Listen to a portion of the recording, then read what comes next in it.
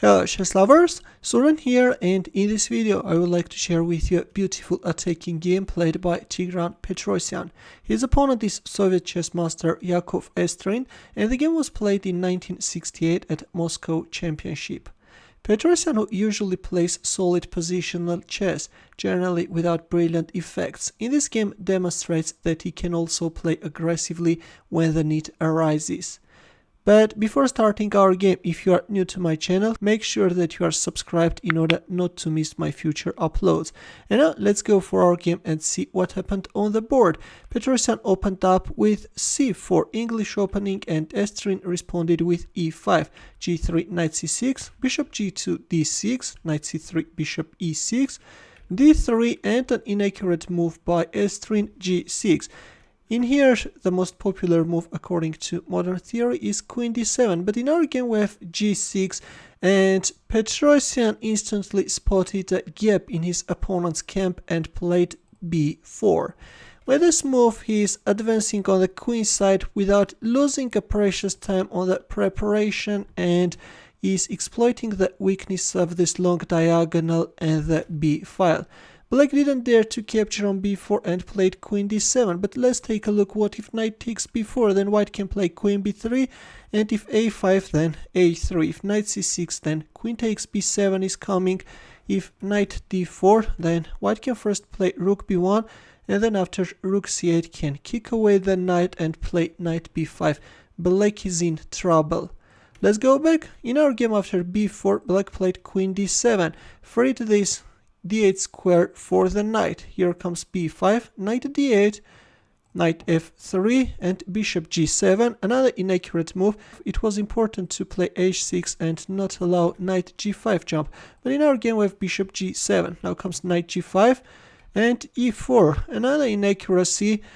White is better developed, and opening up the position favors only white. Later we will see that it will be white who will manage to exploit the weakness of the long diagonal. Right now the knight on c3 is hanging, that's why we have bishop b2, e takes d3, queen takes d3, a6, and this time we have h4.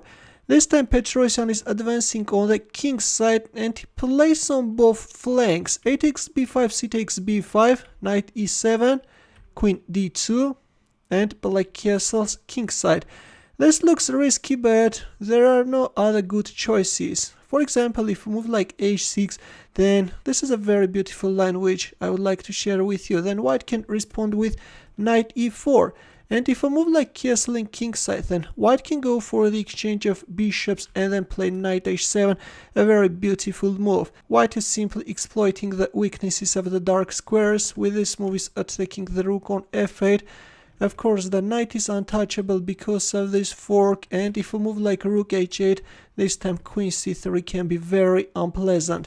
Let's go back. In our game after queen d2 we have castle in kingside, and here comes h5. G takes h5, a move after which black's position collapses quickly. It was better to play h6, and if knight takes e6 then f takes e6, and if h takes g6 then knight takes g6. Although still white has a dangerous attack, but this could prolong black's resistance. But in our game we have g takes h5. Now comes rook takes h5, bishop f5. Black is bringing his bishop on b1 h7 diagonal in order to cover these essential squares, but now comes bishop e4.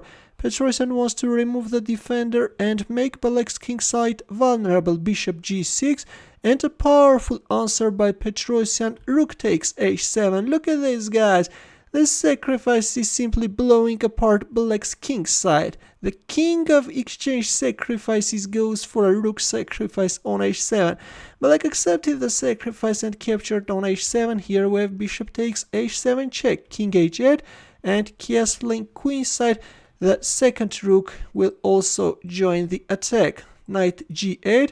Understanding that now the rook will join the attack, black knight is hurrying towards the h6 square, but anyways rook h1 is on the board. Knight h6 and knight d5. This time Petrosian is opening up the dark squared bishop's diagonal.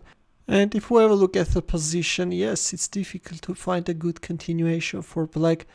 Black played f6, but now comes knight e4. Petrosian is intensifying the pressure on f6. Rook takes h2, a desperate attempt. By the way, king takes h7 can't be played because of this simple knight takes f6 check. That's why in our game we have rook takes h2 and another insane move. You can pause the video and try to find Petrosian's next move. Ready? This time Petrosian played rook takes h6. He goes for the second rook sacrifice, guys. What's happening? Petrosian is simply playing in the style of Mikhail, and I have to tell you that Paul Keres entitled this game Petrosian in Tal's clothing.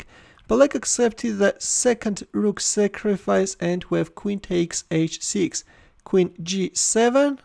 The rook was hanging, of course the bishop is untouchable, that's why we have queen g7, and after queen h4, believe it or not, but black resigned. It's difficult to find a good continuation. For example, if you remove this attacking piece, then bishop g6 discovered check is coming, and then the knights are joining the attack and it's over. This is going to be an easy win for white. Or after queen h4, if queen takes h7, then bishop takes f6 check is coming. If king g8, then queen g4 check followed by knight g5 check. And if a move like rook takes f6, then this is actually the line which can allow black to prolong his resistance, but the endgame is hopeless for black. After knight d5, white should easily win this endgame.